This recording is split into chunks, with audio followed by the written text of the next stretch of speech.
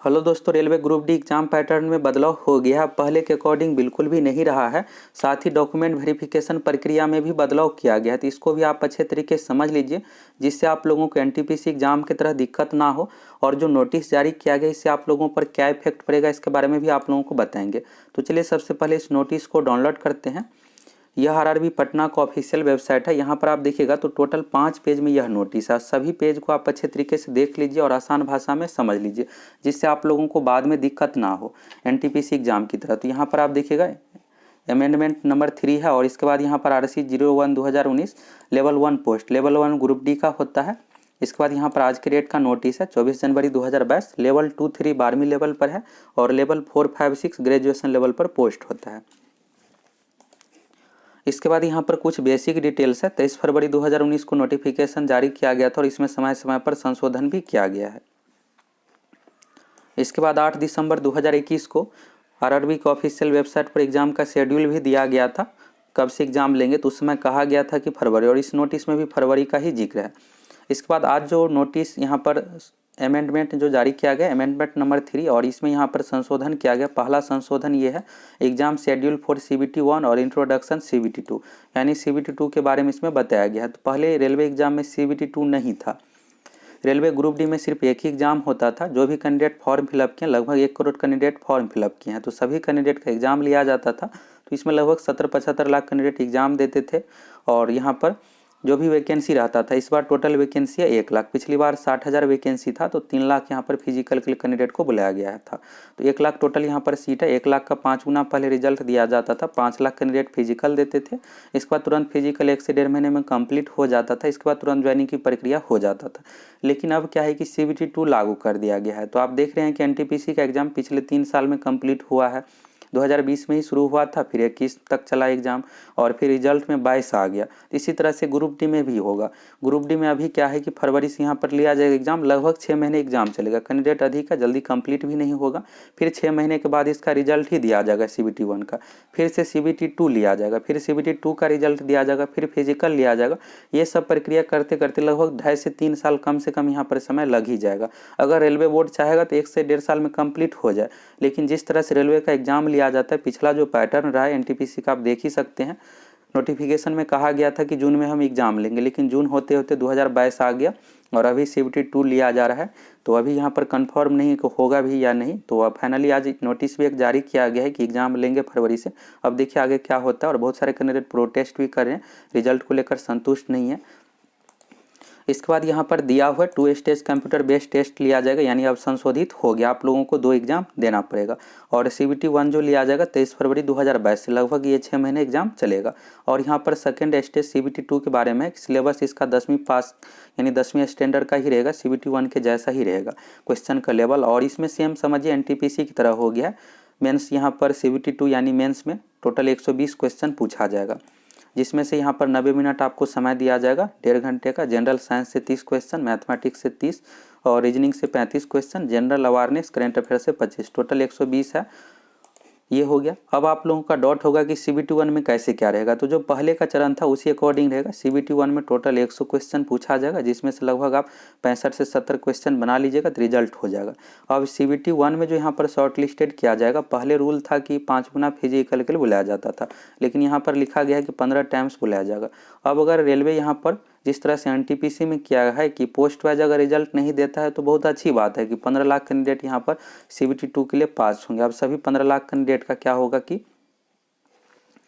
सभी 15 लाख कैंडिडेट का यहाँ पर CBT 2 लिया जाएगा। फिर यहाँ पर पहले के रूल की बात करें तो फिजिकल के लिए 5 गुना बुलाया जाता है, लेकिन इस नोटिस में कहीं भी फिजिकल का कोई जिक्र नहीं किया गया है। तो हो सकता है कि इसमें भी बाद में आने वाले समय में संशोधित कर दे। जिस तरह से अभी किया गया है कि CBT 2 लागू कर दिया गया का एक विज्ञापन में तो कुछ लिखा ही नहीं था, फॉर्म भरवाने समय कुछ कहा ही नहीं गया। तो उस तरह से हो सकता है कि फिजिकल में भी 3 गुना या 2 गुना कर दे कि इतना ही हम देंगे। और डॉक्यूमेंट वेरिफिकेशन में बदलाव हो गया। अब वेटिंग का कोई यहाँ पर नहीं रहेगा प्रोसेस। पहले क्या होता था कि रेलवे ग्रुप डी में जो कैंडिडेट वेटिंग में रहते थे, फिजिकल पास कर जाते थे, तो उन सभी का भी 6 महीने, साल भर, 2 साल के बाद भी ज्वाइनिंग हो जाता था, नौकरी हो जाता था। अब ऐसा कुछ नहीं रहेगा, आगे आप लोगों को दिखाएंगे। तो यहाँ से आप देख लिए। इसके बाद यहाँ पर दिया है नॉर्मलाइजेशन का फॉर्मूला दिया हुआ है। तो ये तो पहले के अकॉर्डिंग ही है, तो इसको आप देखना चाहते देख सकते हैं।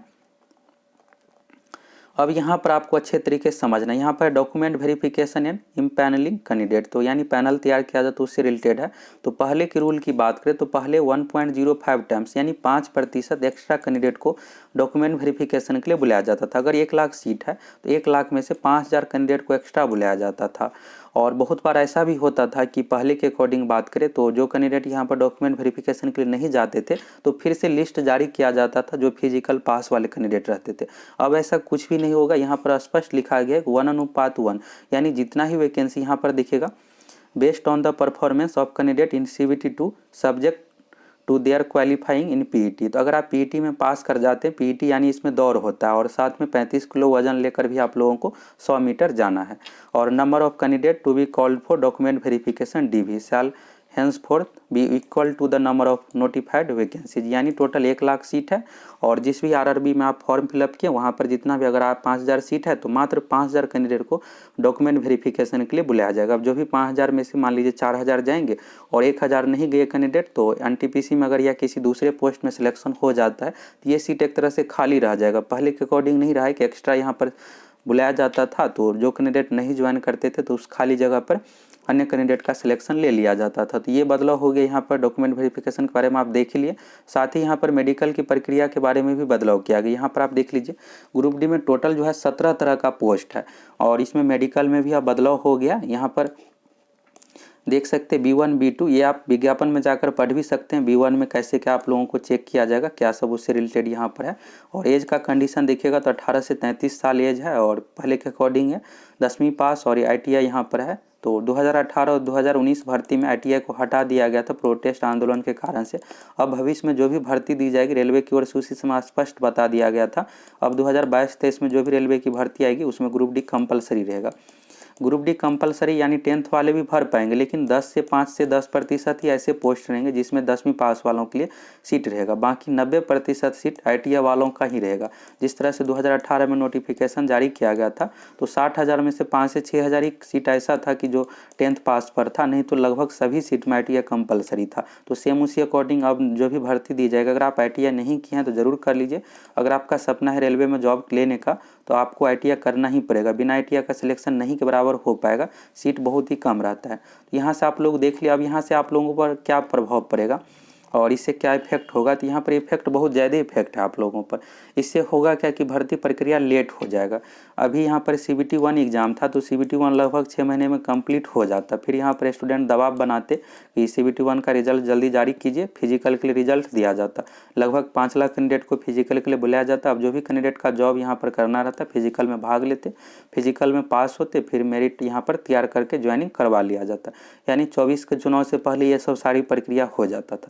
अब क्या है कि CBT1 यहाँ पर लिया जाएगा, फिर CBT2 है तो CBT1 6 महीने में कंप्लीट होगा, फिर इसका आंसर की ये सब जारी होगा, फिर रिजल्ट में 6 महीने लगेगा, यानी साल 1.5 साल इसी में प्रक्रिया में बीत जाएगा। फिर इसके बाद CBT2 लिया जाएगा। CBT2 का भी फिर रिजल्ट आंसर की ये सब प्रक्रिया होते होते 15 लाख कैंडिडेट रहेंगे। CBT2 में कम तो कैंडिडेट है नहीं। फिर ये सब प्रक्रिया होते होते बहुत ज़्यादा यहाँ पर लेट लगेगा और यही है कि यहाँ पर ज्वाइनिंग प्रक्रिया में देरी होगा। अगर रेलवे को ऐसा ही करना था तो पहले ही बता दिया जाता, जैसा कि इस नोटिस में कहा गया है कि नंबर ऑफ कैंडिडेट अधिक है इसलिए हम ऐसा कर रहे हैं। तो पहली बार तो यहाँ पर करोड़ों में कैंडिडेट फॉर्म फिलअप तो किए नहीं है। 2018 में भी 1 करोड़ कैंडिडेट फॉर्म फिलअप किए थे और उस बार भी उसी अकॉर्डिंग है 2019 भर्ती में, तो उसी समय लागू करना चाहिए था। और ये बीच में ऐसा कोई भी नियम लाता है तो कहीं से सही भी नहीं रहता है और स्टूडेंट को भी सही नहीं लगता है कि बाद में हो सकता है कि आने वाले समय में ये बदलाव हो जाए, ये बदलाव हो जाए। तो ऐसा रेलवे को बिल्कुल भी नहीं करना चाहिए था। बाकी आप लोगों का इस पर क्या विचार है आप लोग कमेंट करके बताइए। इससे आप लोगों पर क्या इफेक्ट पड़ेगा इसके बारे में आप लोगों को बता ही दिए। एग्जाम पैटर्न भी आप समझ ही लिए। आप लोगों को अब 2 एग्जाम देना पड़ेगा। सिंपल समझिए, PT एग्जाम और mains exam. PT exam CBT1 हो गया। CBT1 में टोटल 100 क्वेश्चन बनाना है और इसके बाद जो भी सीट है सीट का 15 गुना अभ्यर्थी को CBT2 यानी मेंस एग्जाम के लिए बुलाया जाएगा। अब जो भी कैंडिडेट 15 लाख पास किए सभी का CBT2 होगा। फिर पहले के रूल के अकॉर्डिंग है फिजिकल में 5 गुना, लेकिन जिस अकॉर्डिंग रेलवे बदलाव कर रहा है उस अकॉर्डिंग बिल्कुल लग रहा है कि फिजिकल में भी बदलाव किया जाएगा। यानी CBT2 जो भी 15 लाख कैंडिडेट एग्जाम देंगे उसमें से हो सकता है कि 5 गुना के बदले 2 गुना या 3 गुना आने वाले समय में बदलाव कर दे नियम में, जिस अकॉर्डिंग अभी बदलाव किया गया। अगर फिजिकल में बदलाव हो जाता है 2 गुना 3 गुना अगर कर दिया जाएगा तो बहुत ज़्यादा सीट खाली रह जाएगा। इसका रीज़न समझ लीजिए। बहुत सारे ऐसे कैंडिडेट हैं जिसका एनटीपीसी में रिजल्ट हुआ है और एनटीपीसी में सिलेक्शन हो जाएगा। ऐसे बहुत सारे कैंडिडेट रहते हैं जिसका एसएससी या किसी दूसरे एग्जाम में सिलेक्शन हो जाता है, वो भी ग्रुप डी का एग्जाम देते हैं। जैसे हम भी 2018 में ग्रुप डी का एग्जाम दिए थे, सिलेक्शन हो गया था, लेकिन नहीं करना था तो फिजिकल में भाग नहीं लिए थे। तो ऐसे बहुत सारे कैंडिडेट होते हैं। फिजिकल में अगर जब कम रिजल्ट दिया जाएगा तो कैंडिडेट पास नहीं होंगे और कम रिजल्ट के कारण से सीट खाली रह जाएगा।